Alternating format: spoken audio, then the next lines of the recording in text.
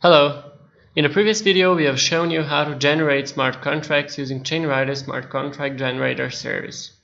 Here we are going to talk a bit about ChainRider's marketplace. The marketplace comprises a set of generic but also more advanced smart contracts offering peculiar functionalities. At the moment the marketplace is not open for submitting your own contracts, but we have that on our roadmap, and that feature will be coming soon. The final goal is to have a platform comprising thousands of different smart contracts in one place and allow all our users to contribute to the platform and make revenues from their smart contracts.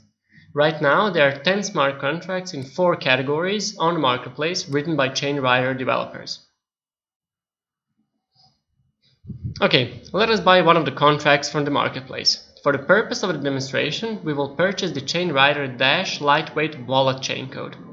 You can check out more details about the specific smart contract by clicking on Detail View button.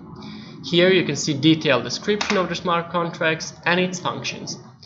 Once the contract is purchased, we can immediately see its code and its package's JSON dependency file, and also update it accordingly as we've seen in the last video.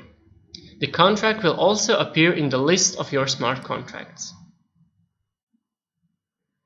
The ChainRider Dash lightweight wallet chain code, for example, will generate a Dash wallet for you residing on a private blockchain, which you could then fund and use for payments. You can protect your wallet by providing a secret. In collaboration with the temperature reading smart contract we have shown in the previous video, it can create fertile ground for enabling micropayments for our home IoT system. We can aggregate data from our IoT system to our blockchain ledger and then offer to sell the data for a specific amount of Dash by using the wallet chain code.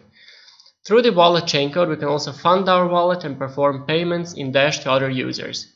The smart contract allows you to generate a wallet for either mainnet or testnet of the Dash blockchain, allowing you to test your application prior to real use case deployments.